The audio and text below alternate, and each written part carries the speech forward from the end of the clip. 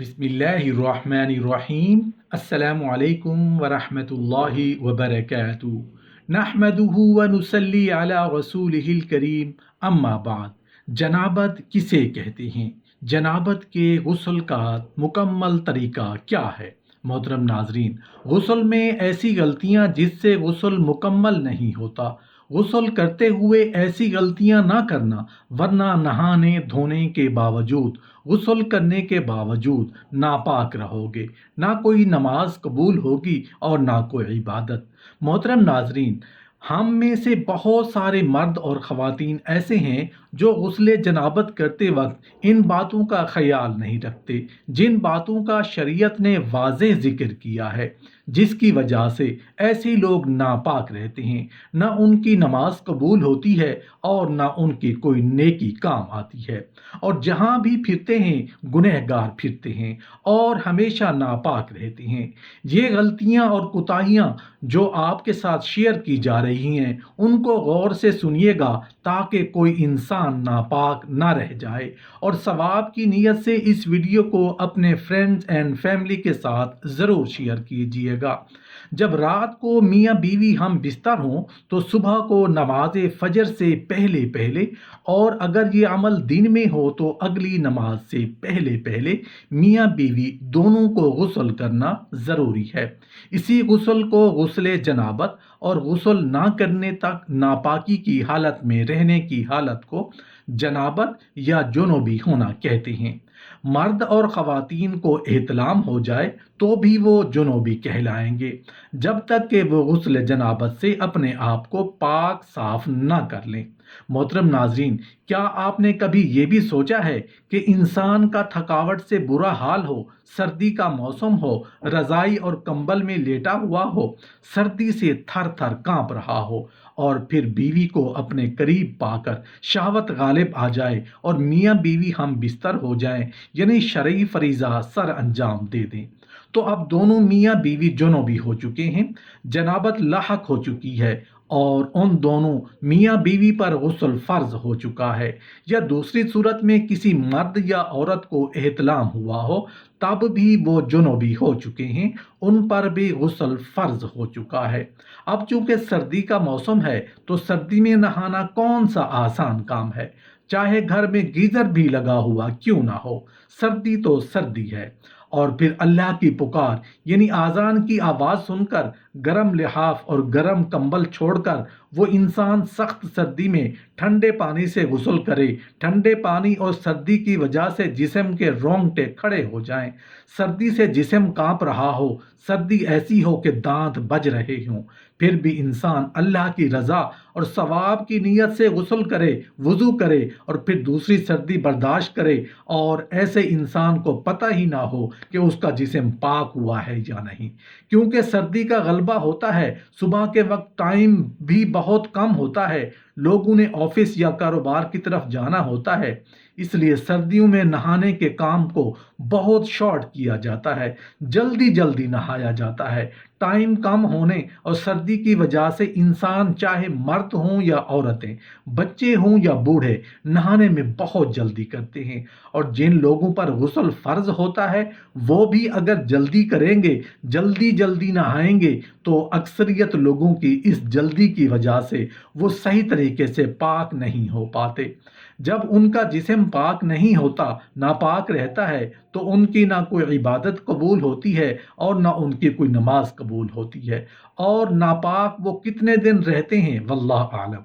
इस नापाकी की वजह से घर में और जहां वो रहते हैं, खाते हैं, पीते हैं, काम करते हैं, वहां कितनी बेबरकती होगी, इसका अंदाज़ा एक जी शऊर इंसान खुद ही लगा सकता है। हज़रत अब्दुल्ला बिन कैस रज़ियल्लाहु अन्हु की हदीस है, फरमाते हैं कि मैंने हज़रत आयशा सिद्दीक़ा रज़ियल्लाहु ताला अन्हा से पूछा कि रसूलुल्लाह सल्लल्लाहु अलैहि वसल्लम जनाबत की हालत में क्या करते थे? क्या आप सल्लल्लाहु अलैहि वसल्लम सोने से कबल गुस्ल करते या गुस्ल करने से पहले भी सो जाया करते थे? हज़रत आयशा सिद्दीक़ा रज़ियल्लाहु ताला अन्हा फरमाती हैं कि रसूलुल्लाह सल्लल्लाहु अलैहि वसल्लम दोनों तरह ही किया करते थे। कभी आप गुस्ल कर लेते फिर आराम फरमाते, और कभी कभी वज़ू कर लिया करते और सो जाया करते। वो कहते हैं کہ اللہ کا شکر ہے جس نے اس معاملہ میں آسانی رکھی ہے۔ محترم ناظرین، جب مرد اور عورت پر غسل فرض ہو جائے تو افضل یہ ہے کہ اسی وقت غسل کر لیں، اور اگر اس وقت غسل نہ کریں تو کم از کم استنجا کر کے وضو کر لیں اور ہاتھ دھو کر سو جائیں، اور اگر اتنا بھی نہ کر سکیں تو پھر آخری درجہ یہ ہے کہ صبح صادق ہونے پر نماز میں اتنی دیر سے پہلے غسل کر لیں کہ اگر مرد ہے تو اس کی نماز فجر باجماعت ادا ہو جائے۔ محترم ناظرین، اب ہم آپ کے ساتھ آج کی ویڈیو کی سب سے اہم چیز شیئر کرنے لگے ہیں، اس لیے ویڈیو کو آخر تک ضرور دیکھیے گا۔ جب غسل جنابت کرنے جائیں تو سب سے پہلے غسل کے فرائض یاد رکھیں۔ جس کو غسل کے فرائض ہی نہیں آتے وہ اس کا غسل تو ہوگا ہی نہیں۔ غسل کے 3 فرض ہوتے ہیں۔ کلی کرنا مطلب غرارے کرنا، 3 مرتبہ غرارے کرنا ضروری ہے، اور اس کے ساتھ ناک میں پانی ڈالنا نرم ہڈی تک، وہاں تک پانی پہنچنا ضروری ہے۔ اور بعض لوگ ایسا کرتے ہیں کہ جلدی میں وہ یا تو ناک میں پانی مکمل نہیں پہنچاتے یا پھر منہ کے اندر پانی ڈالتے ہیں لیکن غرارے نہیں کرتے، اور پورے بدن پر پانی بہانا، بال کے برابر بھی کوئی جگہ سوکھی نہ رہ جائے اتنا پانی بہانا ہے۔ اگر ایک بال کے برابر بھی جگہ سوکھی رہ گئی تو آپ کا غسل نہیں ہوگا۔ ہماری بہنیں جن کے ناخن رکھنے کا بڑا شوق ہوتا ہے، بلکہ آج کل تو مردوں میں بھی ناخن کا فیشن پروان چڑھ رہا ہے، ناخن کے اندر جو میل پھنسی ہوتی ہے اس میل تک پانی نہیں پہنچتا، جس کی وجہ سے ان کا غسل بھی نہیں ہوتا۔ لہٰذا ناخن ہفتے میں 1 مرتبہ لازمی کاٹا کریں۔ عورتیں ناخن پالش لگاتی ہیں، اب جس ناخن پر ناخن پالش لگی ہو وہاں تک پانی نہیں پہنچتا، لہٰذا ان کا غسل نہیں ہوتا، تو وہ سارا دن ناپاک رہتی ہیں، نہ ان کا وضو ہوتا ہے، نہ ان کا غسل ہوتا ہے، نہ نماز ہوتی ہے۔ اکثر ہماری بہنیں جو آٹا گوندتی ہیں، آٹا گوندنے کے بعد وہ ناخن کے اندر جو آٹا پھنس جاتا ہے، اس کے بعد اگر غسل کریں گی یا وضو کریں گی تو وہ نہ وضو ہوگا نہ غسل ہوگا۔ تو لہٰذا اس چیز کا خاص خیال رکھیں کہ ناخن کے اندر کوئی چیز پھنسی ہوئی نہ ہو، ناخن کاٹا کریں تاکہ ہم ہمیشہ کے لیے پاک رہ سکیں۔ اور سردی میں بہت سارے لوگ جلدی میں غسل کرتے ہیں، جلدی میں غسل کرتے ہوئے کچھ نہ کچھ اعضاء سوکھے رہ جاتے ہیں، کہیں سے تو اس وجہ سے خاص طور سے سردیاں ہوں یا گرمیاں ہوں، اعضاء کا سوکھا رہ جانا یہ غسل کو مکمل نہیں ہونے دیتا، لہٰذا اس سے غسل نہیں ہوگا تو بندہ ناپاک رہے گا۔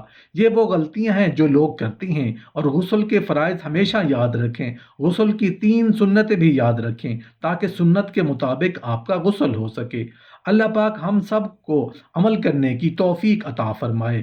غسل جنابت کرنے کا مسنون طریقہ یہ ہے کہ اولا نیت حاضر کر کے بسم اللہ پڑھ کر دونوں ہاتھ دھوئیں، پھر شرمگاہ دھوئیں، خواہ اس پر نجاست لگی ہو یا نہ لگی ہو، پھر مکمل وضو کریں، پھر داہنے کندھے پر 3 مرتبہ پانی بہائیں، اس کے بعد بائیں کندھے پر 3 مرتبہ پانی ڈالیں، اس کے بعد سر پر 3 مرتبہ پانی ڈالیں، رگڑ کر سارے اعضاء کو دھو ڈالیں۔